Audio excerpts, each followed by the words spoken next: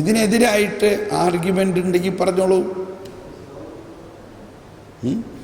കർത്താവ് ഈശോമിശിഹ പറയാണ്, ഞാൻ ഇവൻ്റെ സകല പാപങ്ങളും ഏറ്റെടുത്തു, അതിൻ്റെ ശിക്ഷയും ഏറ്റെടുത്തു, അതിൻ്റെ ശാപവും ഏറ്റെടുത്തു. അത് ഇവൻ വിശ്വസിക്കുകയും ചെയ്യുകയാണ്. അതുകൊണ്ട് ഇവൻ അവകാശമായിട്ട് നീതിയുടെ വസ്ത്രം ധരിപ്പിച്ച് ഇവനെ സ്വീകരിക്കുന്നു. ആർക്കെങ്കിലും എതിരുണ്ടെങ്കിൽ പറഞ്ഞോ.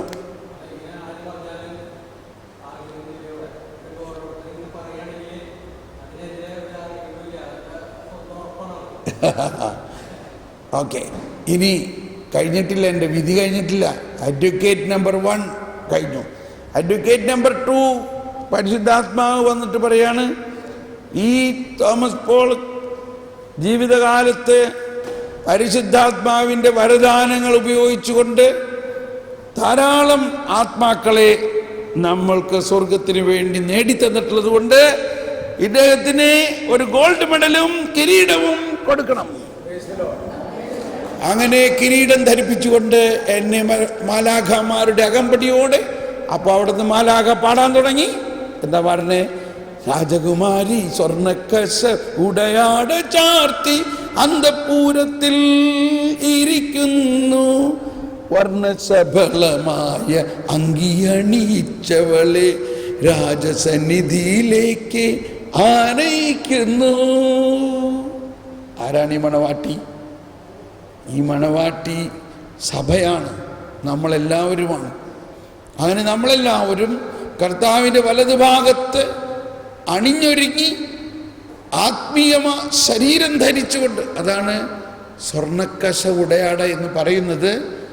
ഉയർത്തെഴുന്നേറ്റ ശരീരം ധരിച്ച്, മഹത്വത്തിൻ്റെ ശരീരം ധരിച്ചുകൊണ്ട് കർത്താവിനെ പോലെ തന്നെ വലതുവശത്ത് നിൽക്കുകയാണ്. പഠിക്കും. രാജകുമാരി സ്വർണ്ണക്കസ ഉടയാട ചാർത്തി അന്തഃപുരത്തിൽ ഇരിക്കുന്നു, വർണ്ണശബളമായ അങ്കിയണിയിച്ചവളെ രാജസന്നിധിയിലേക്ക് ആനയിക്കുന്നു. കന്യകമാരായ തോഴിമാർ അവൾക്ക് അകമ്പടി സേവിക്കുന്നു. ഇതാരെക്കുറിച്ചായി പറയണേ? ഇതാണ് അന്ത്യവിധി സമയത്ത് ഉണ്ടാകാനിരിക്കുന്നതിനെ കുറിച്ച് യേശുവിന് 1000 വർഷങ്ങൾക്ക് മുൻപ് എഴുതിയിരിക്കുന്നതാണ്.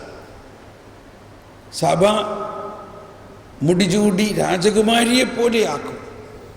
അവളുടെ സകല കളങ്കങ്ങളും കഴുകി വിശുദ്ധീകരിച്ച് അവളെ വിശുദ്ധ വസ്ത്രമായ ശരീരത്തിൻ്റെ ഉയർപ്പിൻ്റെ മഹത്വമണിയിച്ചുകൊണ്ട് വിജയശ്രീ ലാളിതനായി രാജാവ് മണവാട്ടിയുമായിട്ട് രാജസന്നിധിയിലേക്ക് പ്രവേശിക്കും.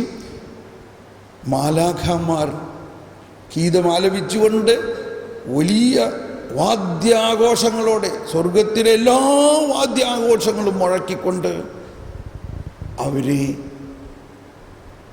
പുതിയ ആകാശവും പുതിയ ഭൂമിയും എന്ന സ്വർഗീയ ഓർസ്ലേമിലേക്ക് പോകും. അതാണ് ചിതറിയൊരു ഇസ്രായേൽ ജനതയെ നാഥൻ വീണ്ടും ചേർക്കുന്നു.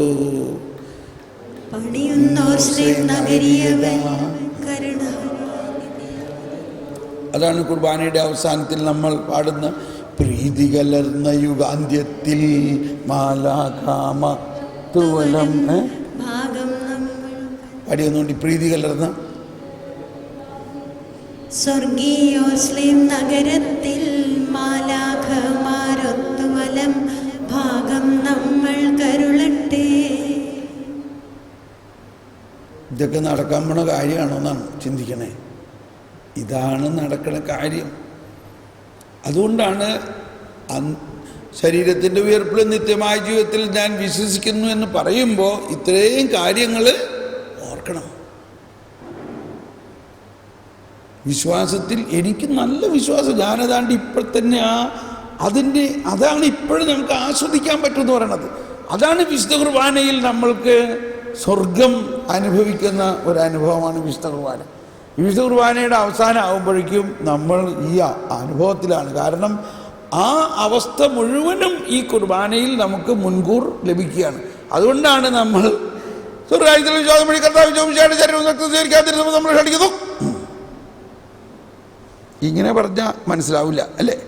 എന്താ പറഞ്ഞത്? നമ്മൾ പിള്ളേരെ കൊണ്ട് ഇതൊക്കെ പറയിപ്പിക്കുകയാണ്. നമുക്ക് തന്നെ അറിഞ്ഞൂടെ എന്താ, അവർക്ക് അർത്ഥം അറിഞ്ഞൂടാ. പടക്കം പൊട്ടണമാതിരി അവരങ്ങ് കത്തിക്കും. എന്താ പറഞ്ഞത്? സ്വർഗരാജ്യത്തിലുള്ള വിശ്വാസത്തോടെ കർത്താവ് ഈശോ മിശിഹായുടെ ശരീരവും രക്തവും സ്വീകരിക്കാൻ തിരുസഭ നിങ്ങളെ ക്ഷണിക്കുന്നു. നമ്മെ ജീവിപ്പിക്കുന്ന കർത്താവ് ഈശോ മിശിഹായുടെ കൃപാവരം നാം എല്ലാവരിലും സമ്പൂർണമാകട്ടെ. ഇതൊക്കെ എന്തോരു വിസ്മയമാണ്! ഇതിൻ്റെ ഒന്നും അർത്ഥം നമ്മൾ മനസ്സിലാക്കുന്നില്ല. അതായത് അന്ത്യവിധിയിലും അന്ത്യവിധിയിലെ വിജയശ്രീലാളിതമായ രാജകീയ അവസ്ഥയുടെ ഒരു മുൻ ആസ്വാദനമാണ് ഈ വിശുദ്ധ ബലിയിലും വിശുദ്ധ കുർബാനയിലും നമുക്ക് ലഭിക്കുന്നത്. നമ്മൾ വലിയ വലിയ സന്തോഷത്തിലാണ്. അതുകൊണ്ടാണ്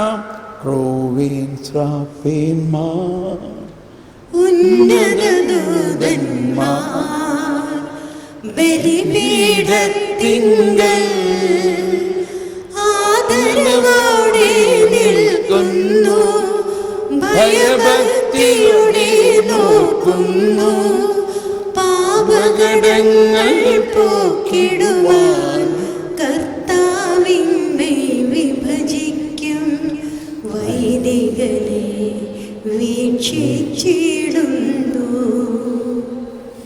മാലാഖമാരെല്ലാം ഇങ്ങനെ നോക്കി നിൽക്കുകയാണ് അവിടെ. ഓക്കെ, അപ്പോൾ ഇനി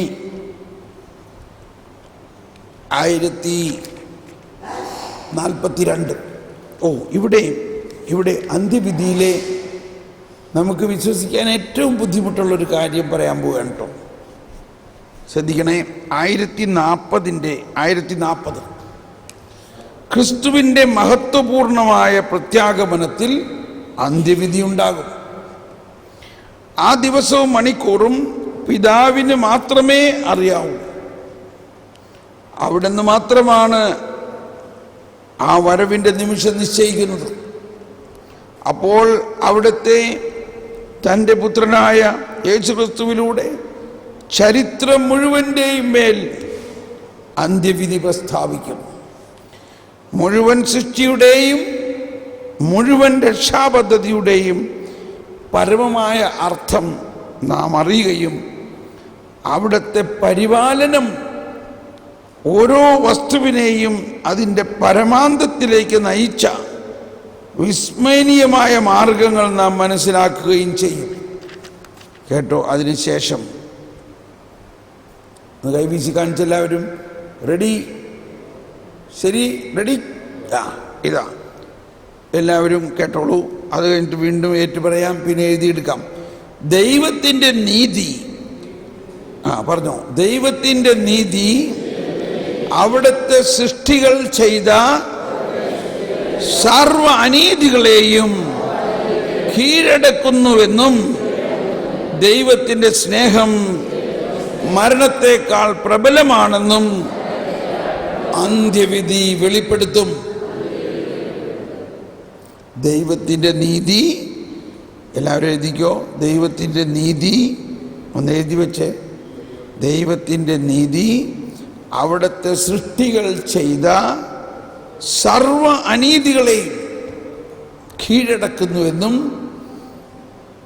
ദൈവത്തിൻ്റെ നീതി അവിടുത്തെ സൃഷ്ടികൾ ചെയ്ത സർവ അനീതികളെയും കീഴടക്കും.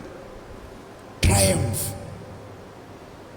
കീഴടക്കുമെന്നും ദൈവത്തിൻ്റെ സ്നേഹം മരണത്തേക്കാൾ പ്രബലമാണെന്നും അന്ത്യവിധി വെളിപ്പെടുത്തും. എഴുതണില്ലേ? ദൈവത്തിൻ്റെ നീതി അവിടുത്തെ സൃഷ്ടികൾ ചെയ്ത സർവ അനീതികളെയും കീഴടക്കുന്നുവെന്നും ദൈവത്തിൻ്റെ സ്നേഹം മരണത്തേക്കാൾ പ്രബലമാണെന്നും അന്ത്യവിധി വെളിപ്പെടുത്തും. ദൈവത്തിൻ്റെ നീതി അവിടുത്തെ സൃഷ്ടികൾ ചെയ്ത സർവ അനീതികളെയും കീഴടക്കുന്നുവെന്നും ദൈവത്തിൻ്റെ സ്നേഹം മരണത്തേക്കാൾ പ്രബലമാണെന്നും അന്ത്യവിധി വെളിപ്പെടുത്തും. Praise the Lord. അത്രയ്ക്ക് വിശാലമാണ്, ശക്തമാണ് ദൈവത്തിൻ്റെ നീതി. തൻ്റെ സൃഷ്ടികൾ ചെയ്ത സകല അനീതിയെയും അതിനെ കീഴടക്കും, അതിൻ്റെ മേൽ വിജയം വരിക്കും. Price the Lord. ഇത് മനസ്സിലാവണമെന്നില്ല, എങ്കിലും എഴുതി വെക്കി. കുറച്ച് കഴിയുമ്പോൾ പരിശുദ്ധാത്മാവ് നമുക്ക് മനസ്സിലാക്കി തരും. ഇനിയാണ്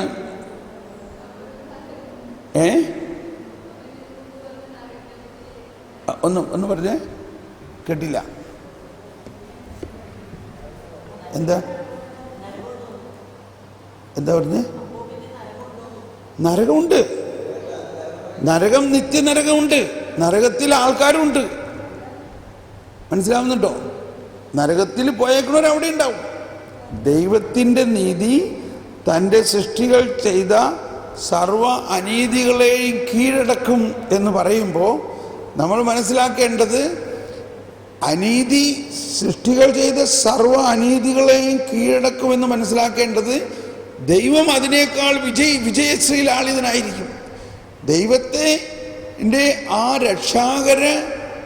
രക്ഷാകര കൃപാവരത്തിൽ വിശ്വസിച്ച് അത് സ്വീകരിച്ചവർ സ്വർഗത്തിലും, അത് തിരസ്കരിച്ചവർ നരകത്തിൽ.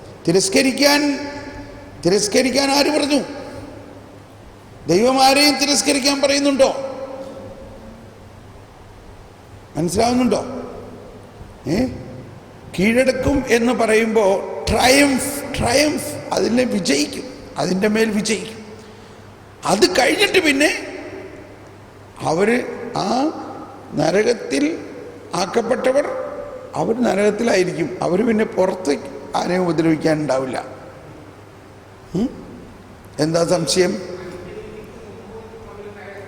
നരകത്തിലാണ്. അന്ത്യവിധിക്ക് മുമ്പ് അവരുടെ ആത്മാവ് മാത്രം നരകത്തിൽ. അന്ത്യവിധി കഴിയുമ്പോൾ അവരുടെ ആത്മാവും ശരീരവും നരകത്തിലായി.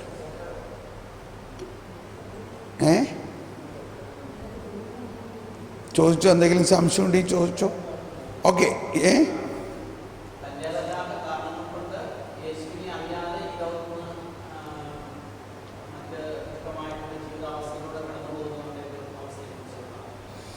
യേശുവിനെ അറിയാത്തതിൻ്റെ കാരണം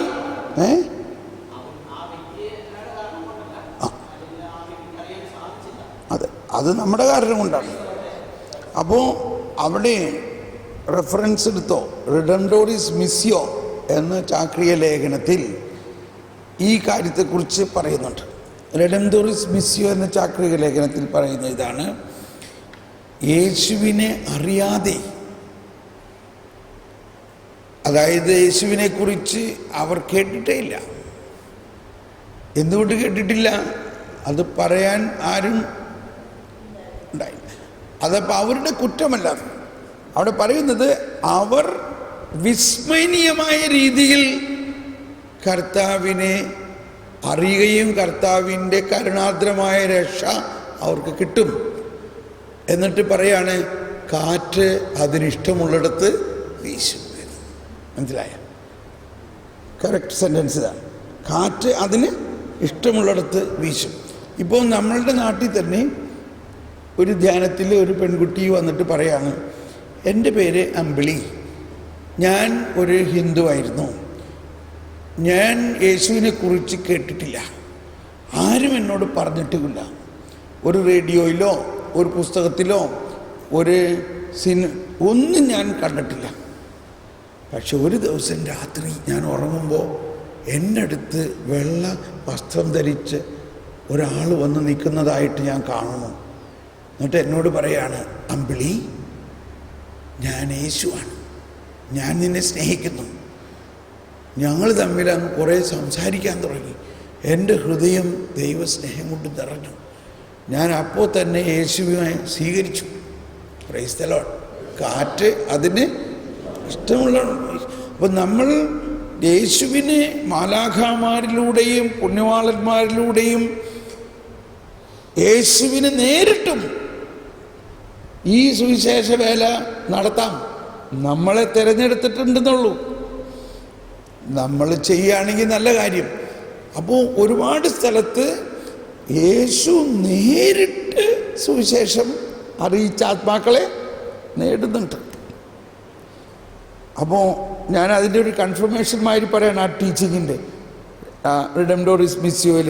ആ അർത്ഥത്തിലാണ് ഈശോ പറയേണ്ടത്, കാറ്റ് അതിനിഷ്ടമുള്ളിടത്ത് വീശും. അപ്പോൾ യേശുവിനെ അറിയാത്തവരെയും നേടും യേശു, നേടും. ഓക്കെ, ഇനി അവസാന ഭാഗം കൂടി പറഞ്ഞോട്ടെ, എന്നിട്ട് എന്തെങ്കിലും സംശയം ഉണ്ടെങ്കിൽ നമുക്ക് നോക്കാം.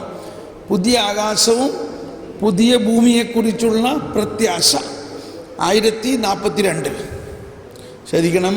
ശ്രദ്ധിച്ചോ, ഇതും കൂടി കേട്ടിട്ട്. സമയത്തിൻ്റെ പരിസമാപ്തിയിൽ ദൈവരാജ്യം അതിൻ്റെ പൂർണ്ണതയിലെത്തും. അതാണ് ദൈവരാജ്യത്തിലുള്ള വിശ്വാസം എന്ന് പറയുന്നതിൻ്റെ അർത്ഥം. ദൈവരാജ്യത്തിലുള്ള വിശ്വാസത്തോടെ കർത്താവ് മിശിഹായുടെ ശരീരവും രക്തവും സ്വീകരിക്കാൻ തിരുസഭ നിങ്ങളെ ക്ഷണിക്കുന്നു എന്ന് പറഞ്ഞാൽ, ഈ പുതിയ ആകാശവും പുതിയ ഭൂമിയും, നമ്മൾ പുതിയ ഓർസ്ലേമിനെ ലക്ഷ്യം വെച്ചുകൊണ്ടാണ് നീങ്ങുന്നത് മുഴുവനും. കുർബാനയിൽ ഇനി ആ പ്രാർത്ഥനകൾ പ്രാർത്ഥിക്കുമ്പോൾ പല സ്ഥലത്ത് ദൈവരാജ്യത്തിലുള്ള നവജീവനും പുതിയ ഓർസ്ലേമും ഒക്കെ പറയുന്നുണ്ട്. എന്താണ് ആ പുതിയ ഓർസ്ലേം? പുതിയ ആകാശവും പുതിയ ഭൂമിയും കുറിച്ചുള്ള പ്രത്യാശ. സമയത്തിൻ്റെ പരിസമാപ്തിയിൽ ദൈവരാജ്യം അതിൻ്റെ പൂർണ്ണതയിലെത്തും. ഏഷ്യ 66 എടുത്ത് അതിനകത്ത് പുതിയ ആകാശം പുതിയ ഭൂമി എത്രാമത്തെ വായന നോക്കി. ഏഷ്യ 66, അതുപോലെ തന്നെ വെളിപാട് 21, ഇവിടെ എല്ലാം പറഞ്ഞിട്ടുള്ള കാര്യമാണിത്. സമയത്തിൻ്റെ പരിസമാപ്തിയിൽ ദൈവരാജ്യം അതിൻ്റെ പൂർണ്ണതയിലെത്തും. സാർവത്രിക വിധിക്ക് ശേഷം നീതിമാന്മാർ ശരീരത്തിലും ആത്മാവിലും മഹത്വീകരിതരായി ക്രിസ്തുവിനോടുകൂടെ എന്നേക്കും ഭരിക്കും.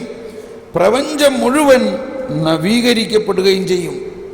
മനുഷ്യവംശത്തോടൊപ്പം മനുഷ്യനോട് ഗാഢമായി ബന്ധപ്പെട്ടിരിക്കുന്നതും അവരിലൂടെ സ്വന്തം ഭാഗധേയം പ്രാപിക്കുന്നതുമായ പ്രപഞ്ചം തന്നെയും ക്രിസ്തുവിൽ പരിപൂർണമായി പുനഃസ്ഥാപിക്കപ്പെടുന്ന സമയം വരുമ്പോൾ സഭ സ്വർഗീയ മഹത്വത്തിൽ പൂർണ്ണത നേടും. സഭ സ്വർഗീയ മഹത്വത്തിൽ പൂർണ്ണത നേടും. ഇത് 629. ഇത് അപ്പസ്തോല പ്രവർത്തനം 3:21, എഫേസോസ് 1:10, കൊളോസി 1:20, 2 ഒരുപാട് സ്ഥലങ്ങളിൽ പറഞ്ഞേക്കുന്ന കാര്യങ്ങളാണിത്. മനുഷ്യവംശത്തോടൊപ്പം മനുഷ്യവംശത്തെയും 1043 നമ്പർ 1043 മനുഷ്യവംശത്തെയും ലോകത്തെയും രൂപാന്തരപ്പെടുത്തുന്ന നിഗൂഢാത്മകമായ ഈ നവീകരണത്തെ വിശുദ്ധ ഗ്രന്ഥം പുതിയ ആകാശവും പുതിയ ഭൂമിയും എന്ന് വിളിക്കുന്നു. സ്വർഗത്തിലും ഭൂമിയിലുമുള്ള എല്ലാ വസ്തുക്കളും ക്രിസ്തുവിൽ പുനഃപ്രതിഷ്ഠിക്കാനുള്ള ദൈവത്തിൻ്റെ പദ്ധതിയുടെ സുനിശ്ചിതമായ സാക്ഷാത്കാരം ഇതാണ്. ഇപ്പോൾ ഇവിടെ നമ്മൾ വെളിപാട് 21:1 മുതലുള്ള വചനങ്ങളിൽ നമുക്കിത് കാണാം. ഒന്ന് വായിച്ച്. വെളിപാട് 21:1 മുതലുള്ള വചനങ്ങൾ. ഒരു പുതിയ ആകാശവും പുതിയ ഭൂമിയും ഞാൻ കണ്ടു. ആദ്യത്തെ ആകാശവും ആദ്യത്തെ ഭൂമിയും കടന്നുപോയി, കടലും അപ്രത്യക്ഷമായി. വിശുദ്ധ നഗരമായ പുതിയ ജെറുസലേം ഭർത്താവിനായി അണിഞ്ഞൊരുങ്ങിയ മണവാട്ടിയെ പോലെ സ്വർഗത്തിൽ നിന്ന് ദൈവസന്നിധിയിൽ നിന്ന് ഇറങ്ങി വരുന്നത് ഞാൻ കണ്ടു. സിംഹാസനത്തിൽ നിന്ന് വലിയൊരു സ്വരം ഞാൻ കേട്ടു. ഇതാ, ദൈവത്തിൻ്റെ കൂടാരം മനുഷ്യരോട് കൂടെ. അവിടുന്ന് അവരോടൊത്തു വസിക്കും. അവർ അവിടുത്തെ ജനമായിരിക്കും. അവിടുന്ന് അവരോട് കൂടെ ആയിരിക്കുകയും ചെയ്യും. അവിടുന്ന് അവരുടെ മിഴികളിൽ നിന്ന് കണ്ണീർ തുടച്ചു നീക്കും. ഇനി മരണം ഉണ്ടായിരിക്കുകയില്ല. ഇനിമേൽ ദുഃഖമോ മുറവിളിയോ വേദനയോ ഉണ്ടാവുകയില്ല. പഴയതെല്ലാം കടന്നുപോയി. Price the Lord. ഇതിൻ്റെ അടുത്ത വചനം എന്ന് പറഞ്ഞാൽ ഇതെല്ലാം സംഭവിച്ചു കഴിഞ്ഞു, ഞാൻ ആൽഫായും ഒമേഗായും എന്നൊക്കെ പറഞ്ഞത്. ഈ വചനങ്ങൾ വിശ്വാസയോഗ്യവും സത്യവുമാണ്. പിന്നെ അവൻ എന്നോട് പറഞ്ഞു, സംഭവിച്ചു കഴിഞ്ഞു. ഞാൻ ആൽഫയും ഒമേഗയുമാണ്, ആദിയും അന്തവും. അതായത് യേശുവിൻ്റെ ഇതിന് വേണ്ടതെല്ലാം സംഭവിച്ചു കഴിഞ്ഞു. ഇനി അത് നമ്മൾ വിശ്വസിച്ച് അതിൻ്റെ അകത്തേക്ക് കടന്നാൽ മതി. ഞാൻ ആൽഫായും ഒമേഗായുമാണ്. യേശുവിൻ്റെ രക്ഷാകര പദ്ധതിയിലൂടെ യേശു പാപം ക്ഷമിച്ച് നമ്മളെ നേടുക മാത്രമല്ല ചെയ്യുന്നത്, ദൈവത്തിൻ്റെ മഹത്വത്തിൽ നമ്മളെ പങ്കാളിയാക്കുക കൂടിയാണ് ചെയ്യുന്നത്.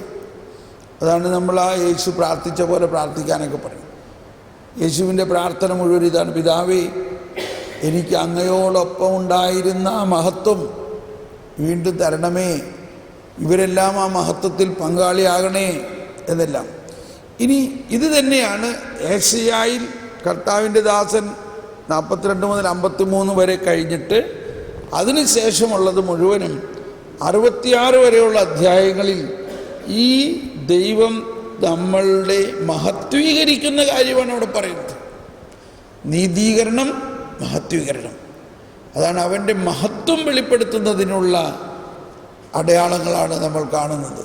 ഏശയ്യാ 66 എത്രാമത്തെ വചനം? പുതിയ ആകാശം പുതിയ ഭൂമി. 66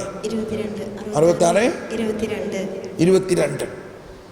ഞാൻ സൃഷ്ടിക്കുന്ന പുതിയ ആകാശവും പുതിയ ഭൂമിയും എൻ്റെ മുമ്പിൽ നിലനിൽക്കുന്നത് പോലെ നിങ്ങളുടെ സന്തതികളും നാമവും നിലനിൽക്കും. Okay, price the Lord. ഇതിപ്പോൾ വിശ്വസിക്കാൻ പറ്റുന്നുണ്ടോ? ഇതെല്ലാം വിശ്വസിക്കുന്നതിന് ബുദ്ധിമുട്ടുന്നുണ്ടോ? ഉണ്ടെങ്കിൽ ഇതിനു വേണ്ടിയാണ് നമ്മൾ ഇത്രയും ജ്ഞാനത്തിന് വേണ്ടി പ്രാർത്ഥിച്ചത്. ഇത് വിശ്വസിക്കാൻ ആർക്കെങ്കിലും ബുദ്ധിമുട്ടുണ്ടെങ്കിൽ അത് ശരിക്കും ബുദ്ധിമുട്ട് തന്നെയാണ്. അവിടെ നമ്മൾ പ്രാർത്ഥിക്കേണ്ടത് 2 കാര്യമാണ്. 1, ജ്ഞാനം നൽകണേ. 2, വിശ്വാസം വർദ്ധിപ്പിക്കണേ. ഇതൊന്നും വായിച്ചിട്ട് കാര്യമില്ല. പിന്നെ വിശ്വാസം വർദ്ധിക്കാൻ വേണ്ടി പ്രാർത്ഥിക്കുമ്പോൾ, ജ്ഞാനത്തിന് വേണ്ടി പ്രാർത്ഥിക്കുമ്പോൾ നിങ്ങളുടെ വിശ്വാസം മാനുഷിക വിജ്ഞാനത്തിൻ്റെ അടിസ്ഥാനത്തിലല്ലാതെ ദൈവിക ശക്തിയിൽ വളരും. ഇതെല്ലാം സംഭവിച്ചു കഴിഞ്ഞിരിക്കുന്നു എന്നാണ് പറഞ്ഞത്. ഇതിൻ്റെ എല്ലാം മുന്നാസ്വാദനം നമുക്ക് ലഭിച്ചു കഴിഞ്ഞിരിക്കുന്നു. പക്ഷെ നമ്മൾക്ക് അതിനെക്കുറിച്ചുള്ള പഠനം ഉണ്ടാകണം. അത് കുറച്ച് പഠിക്കണം. അതാണ് ആത്മാവ് വരുമ്പോൾ നിങ്ങളെ സത്യത്തിൻ്റെ പൂർണ്ണതയിലേക്ക് നയിക്കും. അവൻ നിങ്ങളെ പഠിപ്പിക്കും. അതാണ് നമ്മൾ തുടങ്ങിയത്. സ്നാനം നടത്തുവിൻ, ജ്ഞാനസ്നാനം കൊടുക്കുവിൻ, എന്നാൽ ഞാൻ നിങ്ങളെ പഠിപ്പിച്ചിട്ടുള്ളത് അവരെ പഠിപ്പിക്കും. ഇതെല്ലാം ഈശോ തന്നെ പഠിപ്പിച്ചിട്ടുള്ളതാണ് ഈ സ്വർഗരാജ്യത്തിൻ്റെ അവസ്ഥയെക്കുറിച്ചെല്ലാം. Praise the Lord. ഇനി ചോദിച്ചോ, എന്താ സംശയം?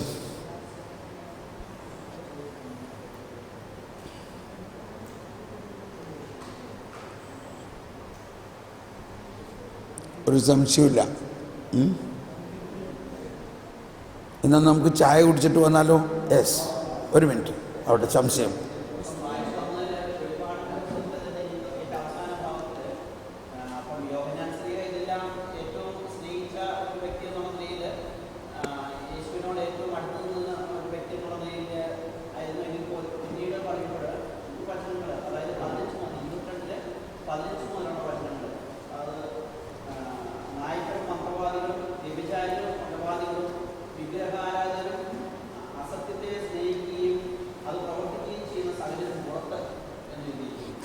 അതായത് അവർ യേശുവിനെ സ്വീകരിക്കാത്തവരാണ്.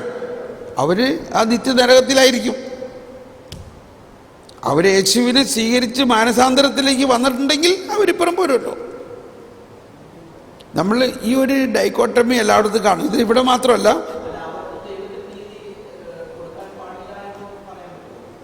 ദൈവത്തിൻ്റെ നീതി കൊടുക്കാൻ പാടില്ല. അവർക്ക് വേണ്ടിയും കൂടിയാണല്ലോ രക്ഷാകര പദ്ധതി മുഴുവനും. പക്ഷെ അവർ യേശുവിൽ വിശ്വസിക്കുകയും യേശുവിനെ രക്ഷാകര പദ്ധതി സ്വീകരിക്കുകയും ചെയ്തിട്ടുണ്ടെങ്കിൽ അവരുടെ പാപം പോയല്ലോ. ഇത് പൗലോസ്ലീഹയുടെ ലേഖനങ്ങളിലും ഇത് കാണാം. ഉദാഹരണത്തിന് ഗലാത്യ 5-ാം അധ്യായത്തിൽ ഇന്നത് ചെയ്യുന്നവർ ദൈവരാജ്യത്തിൽ കയറില്ല, ഇല്ലേ? ആത്മാവിൻ്റെ ഫലങ്ങൾ സ്നേഹം, ശാന്തി, ആനന്ദം, ക്ഷമ, ദയ, നന്മ, വിശ്വസ്തത, സൗമ്യത, ആത്മസംയമനം. എന്നാൽ ശരീരത്തിൻ്റെ അത് ഇതിനെതിരായ കൊണ്ട് വ്യഭിചാരം, അത് ഇങ്ങനെയുള്ളവർ ദൈവരാജ്യത്തിൽ പ്രവേശിക്കില്ല, ഇല്ലേ? അങ്ങനൊരു വചനമില്ല, അത് ഒപ്പോസിഷനാണ്. അപ്പോൾ എന്താണ് അതിൽ നിന്ന് മനസ്സിലാക്കേണ്ടത്? അവർ യേശുവിനെ സ്വീകരിക്കാത്തത് കൊണ്ടല്ലേ.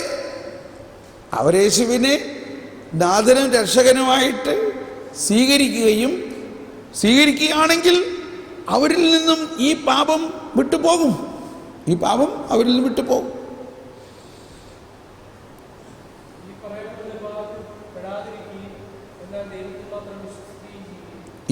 ഈ പറയുന്ന പാപങ്ങളിലൊന്നും പെടാതിരിക്കുകയും ദൈവത്തിൽ മാത്രം എന്ന് പറഞ്ഞാൽ എന്താ അർത്ഥം?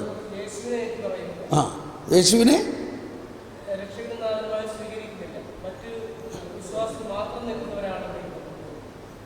മറ്റ് വിശ്വാസത്തിൽ നിൽക്കുന്നവരാണെങ്കിൽ അവരെ ദൈവം കാറ്റതിന് ഇഷ്ടമുള്ളിടത്ത് വീശുന്ന മാതിരി. അതിൻ്റെ അർത്ഥം അവർ യേശുവിനെ കുറിച്ച് അറിയാത്തതുകൊണ്ടല്ലേ. യേശുവിനെ കുറിച്ച് അറിഞ്ഞിട്ടുണ്ടെങ്കിൽ അവരെ യേശു രക്ഷിക്കും. അറിഞ്ഞാതെയും അവർ ഈ ഒന്നും ചെയ്യുന്നില്ല, പക്ഷേ അവർ നല്ല ജീവിതം നയിക്കുന്നു, അവരുടെ മനസാക്ഷി നിർമ്മലമാണ്, അവരെ ദൈവം വിസ്മയനീയമായ രീതിയിൽ ഈ രക്ഷയുടെ അനുഭവത്തിലേക്ക് കൊണ്ടുവരും, അത് യേശുക്രിസ്തുവിലൂടെ. അപ്പം അതിൽ ഇങ്ങനെ മനസ്സിലാക്കണം. നമ്മൾ നേരത്തെ ചിന്തിച്ചു, ഇവരെല്ലാവരിലും ഈ തിന്മ വന്നത് ആര് കാരണമാണ്? ആദത്തിൻ്റെ പാപം കാരണം. യേശു പരിഹാരം ചെയ്തത് ആരുടെ പാപത്തിനാണ്? ആദത്തിൻ്റെ പാപത്തിനാണ്.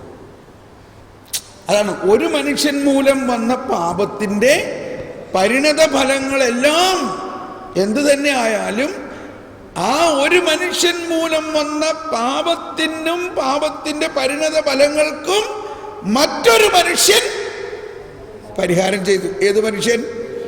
യേശുക്രിസ്തു ആകുന്ന ദൈവ മനുഷ്യൻ. അപ്പൊ ലോകത്തിലുള്ള എല്ലാ തിന്മകൾ, എവിടെയെല്ലാം തിന്മ ഒഴുകിക്കോ, ഞാനിങ്ങനെ ഒരു ഡയഗ്രാം വരയ്ക്കാറുണ്ട്. ഈ നമ്മളിലുള്ള രക്തധമനികളുടെ മാതിരി ഒരു ബ്ലൂ ലൈൻ കുറേ ഇങ്ങനെ വരച്ചു. അത് മുഴുവനും പാപമാണ്. അത് ടോപ്പിൽ നിന്ന് ഒഴുകി. ആ ബ്ലൂ ലൈൻ എവിടെയെല്ലാം പോയിട്ടുണ്ടോ അവിടെയെല്ലാം ഒരു റെഡ് ലൈൻ വരയ്ക്കണോ, കാരണം അത് യേശുവിൻ്റെ കൃപയാണ്. മനസ്സിലാവുന്നുണ്ടോ? എന്ന മാതിരി എവിടെയെല്ലാം പാപം പോയിട്ടുണ്ടോ അവിടെയെല്ലാം കൃപ പോകും. കാരണം കൃപ എന്തിനു വന്നു? പാപത്തിൻ്റെ പരിഹാരത്തിന് വന്നു. അങ്ങനത്തെ ഒരു ഒരു ഒരു ഓറിയൻറ്റേഷൻ കിട്ടിക്കഴിയുമ്പോൾ ഇത് എളുപ്പം മനസ്സിലാവും നമുക്ക്. ക്ലിയർ? ഇനി സംശയം ചോദിച്ചതേൽ.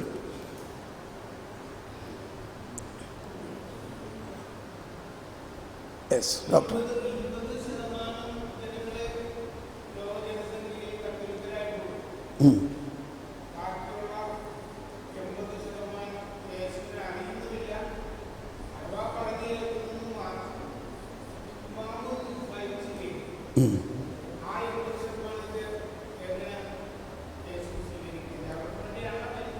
അതെ, അതാണ് ഈ വചനം പറയുന്നത്. രാജ്യത്തിൽ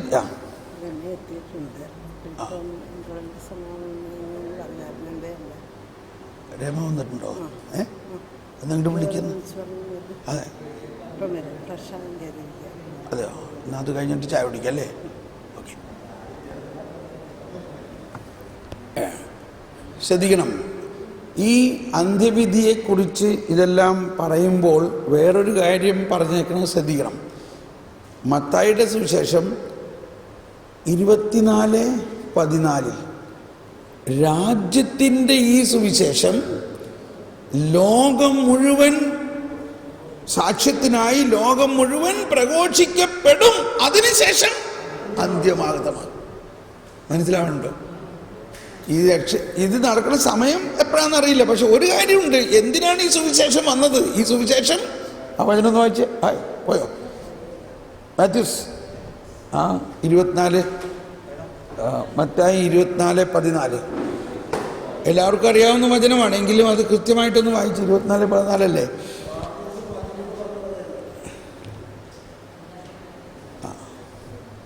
രാജ്യത്തിൻ്റെ എല്ലാ ജനതകളുടെയും സാക്ഷ്യത്തിനായി രാജ്യത്തിന്റെ ഈ സുവിശേഷം ലോകമെങ്ങും പ്രസംഗിക്കപ്പെടും. അതിനുശേഷം അന്ത്യം ആഗതമാകും. ഇത് നടക്കാവുന്ന കാര്യമാണ്, ഇത് നടക്കണ്ടേ? അപ്പോൾ അതുകൊണ്ടാണ് സുവിശേഷ വേല അത്യാവശ്യം എന്ന് പറയുന്നത്. ഇനി ഇവിടെ മനസ്സിലാക്കേണ്ട എന്താ? ഏത് സുവിശേഷം എന്നാ പറയണേ ഇവിടെ? ദൈവരാജ്യത്തിൻ്റെ സുവിശേഷം.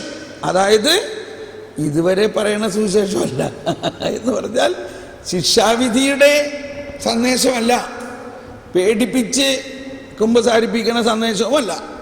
സോറി, മനസ്സിലാവണ്ടേ ഞാൻ പറഞ്ഞതിൻ്റെ അർത്ഥം? സുവിശേഷം എന്ന് പറഞ്ഞാൽ എന്താ? കർത്താവ് ഈശോ മിശിഹ എല്ലാ ജാതി മതസ്ഥരെയും സ്നേഹിക്കുന്നുവെന്നും അവരുടെ പാപങ്ങൾക്ക് പരിഹാരം ചെയ്ത് കഴിഞ്ഞു, അവനിൽ വിശ്വസിക്കുന്നവരാരും നശിച്ചു പോകയില്ല എന്ന സുവിശേഷം. ഈ പുതിയ വീഞ്ഞ് ഫരിസേയരുടെയും നിയമജ്ഞരുടെയും പ്രബോധനമല്ല. സുവിശേഷം എന്ന് പറയുന്നത് യേശു കൊണ്ടുവന്നിരിക്കുന്ന ഈ പ്രബോധനം ലോകം മുഴുവൻ പ്രഘോഷിക്കപ്പെടും. പെടും. അത് നമ്മൾ വേഗം ചെയ്യാൻ പരിശ്രമിക്കണം. അപ്പോൾ ഇപ്പം എന്ത് സംഭവിക്കുന്നത്? ഇപ്പോൾ പറഞ്ഞില്ല, 20% പേര് ഇപ്പോൾ ക്രിസ്ത്യാനികളായി ക്രിസ്തുവിൽ വിശ്വസിക്കുന്നവരുണ്ടെങ്കിൽ ഈ 20% പേര് ഒരാളോട് പറഞ്ഞാൽ തന്നെ എന്തോരായി? അടുത്ത 20% മനസ്സിലാവുന്നുണ്ടോ? ഇപ്പൊ ഭാരതത്തിൽ 2%, 3% ക്രിസ്ത്യാനികൾ എന്ന് പറയാം. അല്ലെങ്കിൽ കേരളത്തിൽ 25% ക്രിസ്ത്യാനിയുണ്ട്. 25% അല്ലേ? ശരിയല്ലേ? കൂട്ടാം. ഓക്കെ, 20 കൂട്ട്. അതായത് 20% ക്രിസ്ത്യാനികൾ കേരളത്തിലുണ്ടെങ്കിൽ ഈ കേരളം മുഴുവൻ സുവിശേഷവൽക്കരിക്കപ്പെടാൻ എന്ത് ചെയ്യണം? ഒരാൾ 5 ആളോട് അല്ലെങ്കിൽ 4 ആളോട് 5 ആളോടോ സുവിശേഷം പറഞ്ഞാൽ മതി. പറഞ്ഞ് മനസ്സിലാവുന്നുണ്ടോ കാര്യത്തിൻ്റെ കടപ്പ്?